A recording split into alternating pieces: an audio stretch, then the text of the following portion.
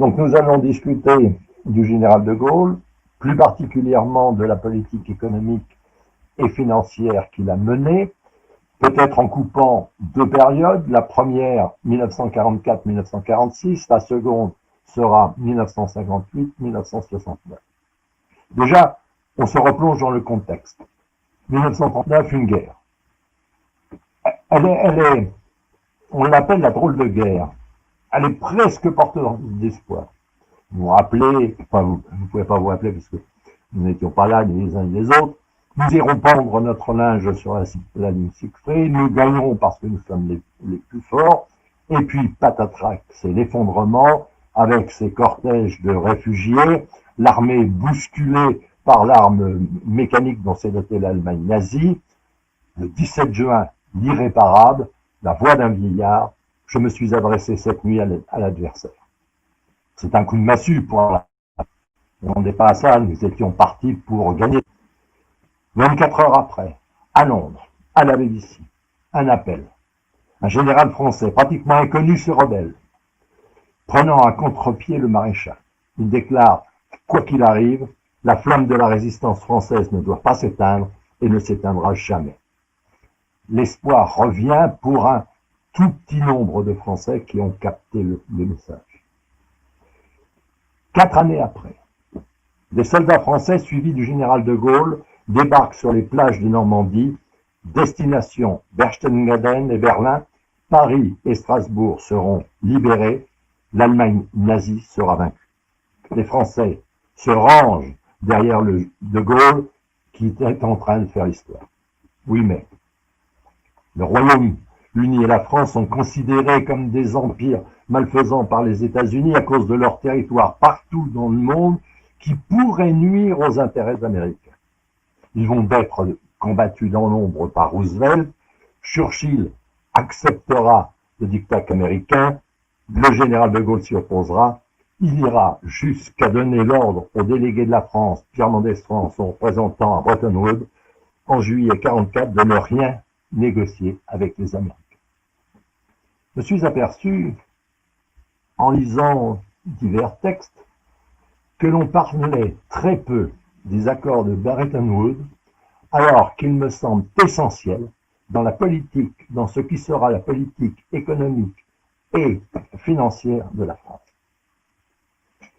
Ils ont modifié, mais totalement et en très grande profondeur, la politique financière dans le monde et donc, par voie de conséquence, chez nous. Première chose à Bretton Woods, la France est considérée par les Américains comme un pays occupé. Tout ce qu'elle pourra dire ou tenter de dire sera considéré comme nul. Nous passerons, le monde passera, et la France sans rien pouvoir dire. Du Gold Exchange Standard, avec lequel chaque monnaie était susceptible d'être convertie en or, à un système où seul le dollar sera convertible dans ce métal.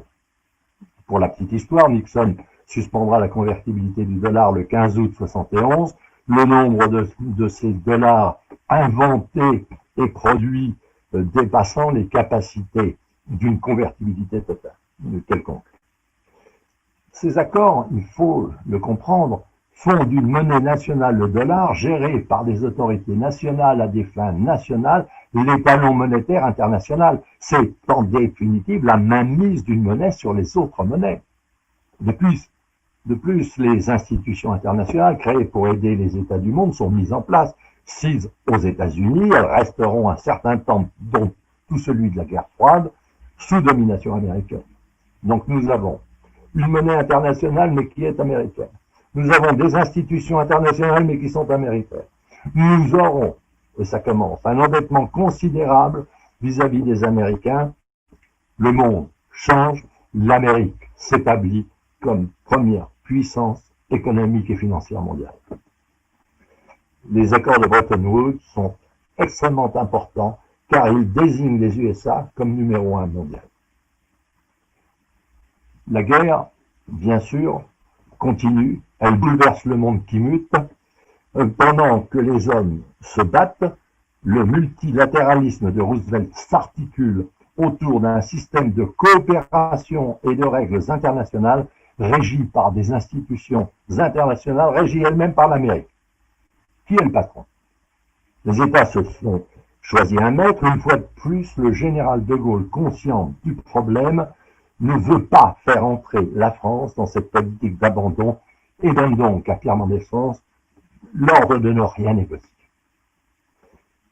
L'étrange ballet quand même qui se déroule à Bretton Woods, où Keynes pour le Royaume-Uni et White pour les USA s'opposent alors qu'ils sont d'accord sur l'essentiel. Pour eux, les marchés ne peuvent réguler toute une nécessité des interventions de l'État. Il y a nécessité de contrôler les mouvements de capitaux, ce qui paraît tout à fait normal. Malheureusement, la politique soumise aux affairistes commencera à libéraliser, à déréguler, à ne plus faire intervenir l'État. Il fera en fait les accords de Bretton Woods, feront la courte échelle à quelqu'un qui va naître et arriver sur le marché, Madame Thatcher, qui dans les années 80 gangrénera le monde avec son idéologie et dont un socialiste, François Mitterrand, fera passer son parti du socialisme le plus dur au plus sévère néolibéralisme pour le plus grand malheur de la France. Au-delà de cet événement, la France reprend son rang. Le plus dur, dira le général, sera d'être capable de le tenir. Et c'est là que se profile le génie du général de Gaulle, qui malgré les embûches, le non-sens, la défense des intérêts des autres, nous ramène dans le concert des nations. Malheureusement, et chacun le sait, le régime des partis revient à la surface, le général s'en ira une fois encore, et la France redeviendra le valet des États-Unis. Pendant que nos armées continuent la guerre contre l'Allemagne de Hitler, le général doit lui aussi combattre l'Amérique de Roosevelt. Arrivé sur les plages de Normandie, il découvre le projet des Américains, ce fameux projet Amgot, qui voulait installer un gouvernement militaire, gouvernement d'occupation, disons-le tout net, chargé d'administrer tous nos territoires et de dissoudre la France dans une purée de marron franco-belge. Et de plus, ils avaient amené une monnaie déjà fabriquée aux États-Unis, une sorte de dollar qui ressemblait au dollar, qui avait l'odeur et le goût du dollar, mais qui n'était pas véritablement un dollar. Heureusement, la France a du génie et les Français sont tenaces. Nos armées et la résistance firent suffisamment pour qu'Eisenhower accorde sa confiance au général. Michel Debré fit assez pour renvoyer les préfets américains chez eux. Il restait à nourrir la nation qui avait faim, il restait à reconstruire le pays, il restait à planifier l'avenir de la France. On va parler 2 secondes, si vous le permettez, de cette affaire, de l'intendance suivra, parce qu'il faut tordre le cou à cette légende. Rien de plus faux, c'est au contraire l'économie qui, pendant la période allant de 44 à 46, l'emporte sur tout le reste. Mais mettons-nous à la place des hommes qui dirigeaient, dont le général de Gaulle à l'époque. Suffit de relire son intervention au Palais de Chaillot le 12 septembre 1944 pour en être convaincu. Le niveau de vie des travailleurs doit monter à mesure que montera le taux de production. S'il n'y a pas de question de production et d'économie là-dedans, la France doit être industrieuse, la condition, la dignité des hommes. Voilà, tout est dit. Les hommes, l'économie, donc c'est l'économie qui doit tenir. Il réquisitionne. Il place sous séquestre. Il met à la disposition de l'État l'activité de certains services de beaucoup d'entreprises. Il fixe le prix des choses, contrôle les échanges ainsi longtemps que ce qui est produit, n'équivaut pas à la demande des Français. C'est bien une politique économique qui est mise en route.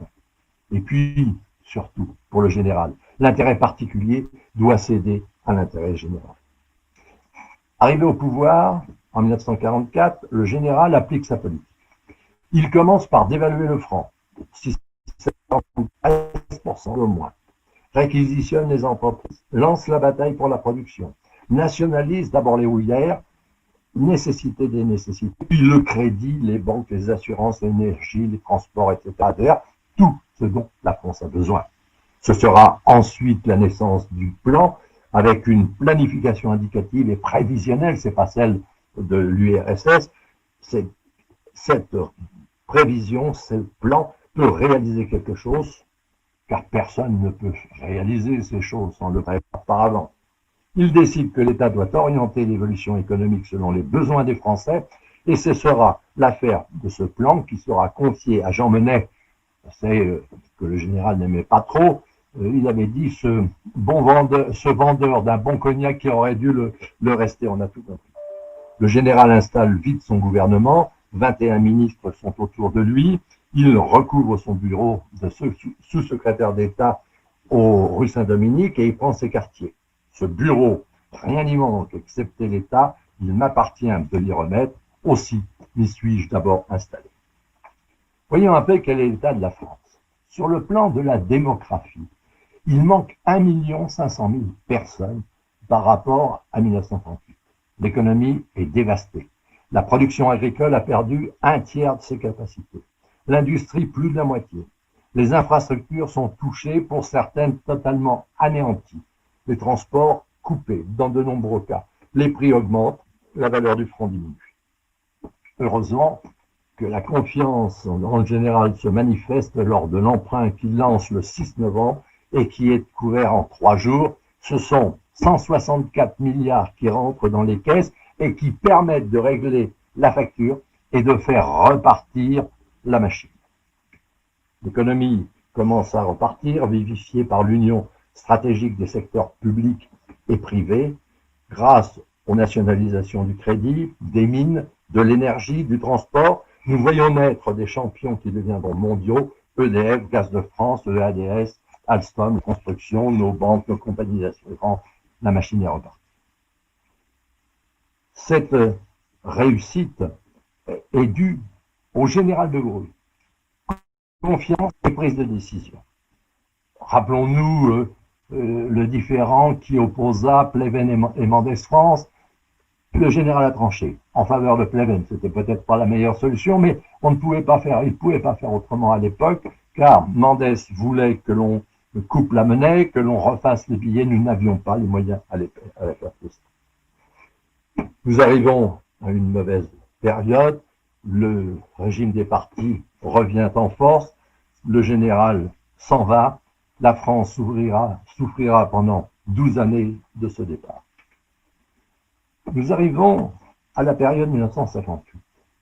Le général de Gaulle revient à Matignon cette fois-là, appelé par le président de la République, René Coty, qui nomme le plus illustre des Français au poste de président du Conseil. Le général de Gaulle sera le dernier président du Conseil de la 4e République, comme le président Coty sera le dernier président de la République de la 4e République. Ce que trouve le général en arrivant à Matignon, une situation préoccupante sur le plan économique, quasi catastrophique sur le plan des finances, des réserves en devises inexistantes, la balance des paiements lourdement déficitaire, une dette extérieure énorme, une situation de trésorerie alarmante. C'est pas 1944 parce qu'il n'y a pas les destructions, mais c'est presque la même chose. Tous les budgets sont en déséquilibre. Déséquilibre que l'on passe les uns sur les autres depuis des années. Le dernier budget de l'État, 1957, égale 5% du PNB, pas du PNB à l'époque. Nos achats extérieurs ne sont pas compensés par les produits de nos ventes. Pour calmer les ardeurs, les salaires ont été augmentés sans que la productivité le soit, d'où les nombreux déséquilibres.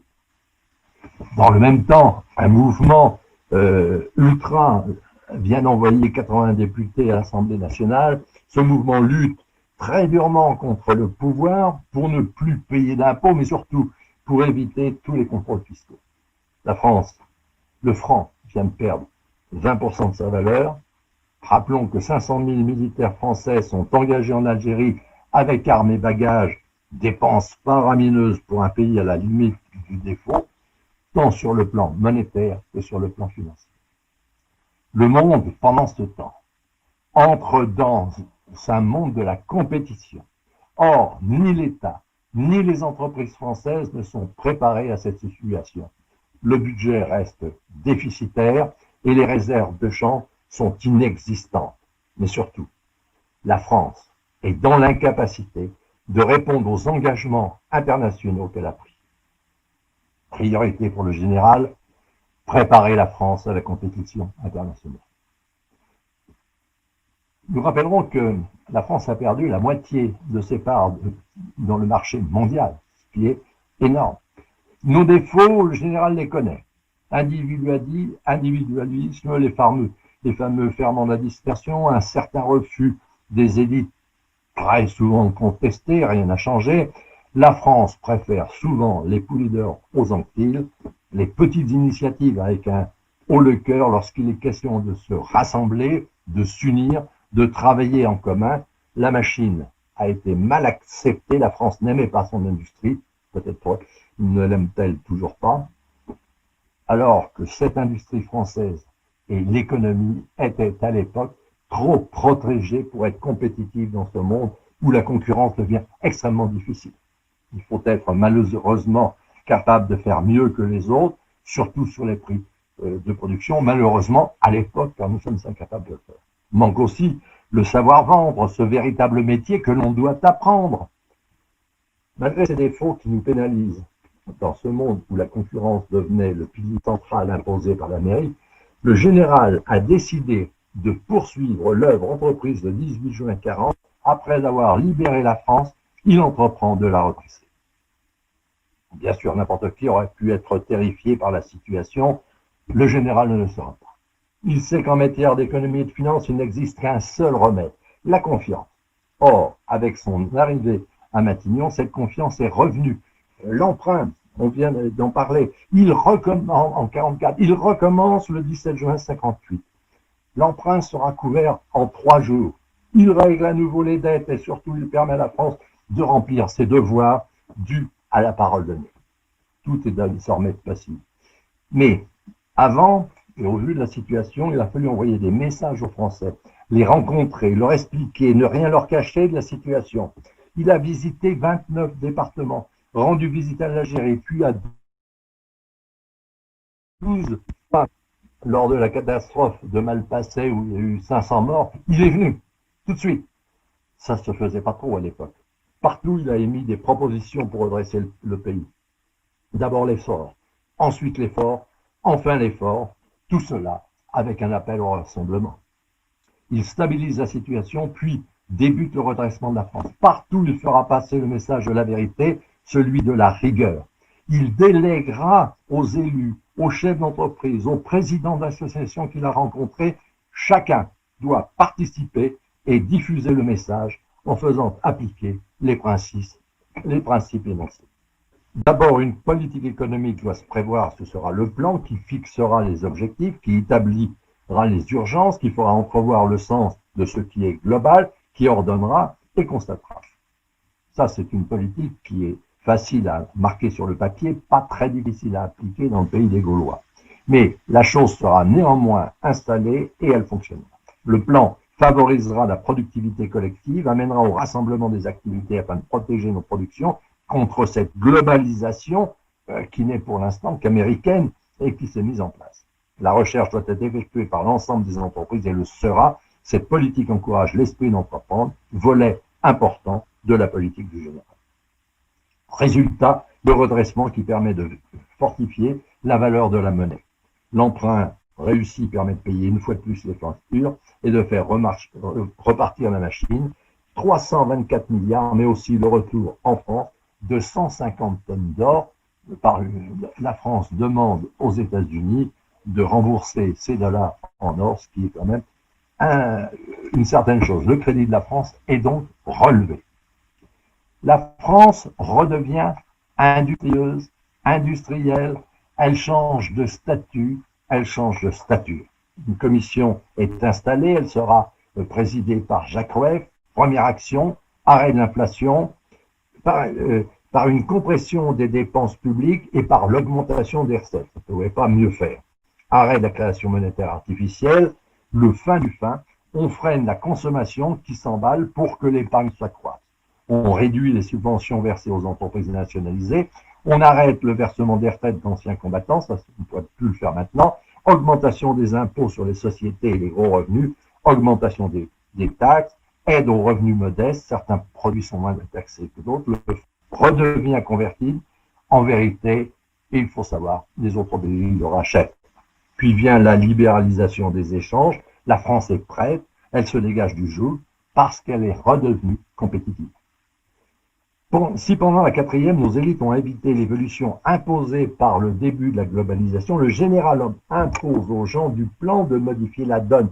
Le pays doit être prêt à supporter les changements du monde. Il y aura aussi le passage au nouveau franc, 1er janvier 60. La France garantit l'avenir. Il y aura cette décision du général de faire payer aux Américains 80% de leur déficit avec la France en or, ce qui explique les 150 cas qui sont revenus. Le général met ainsi un terme au perpétuel abus.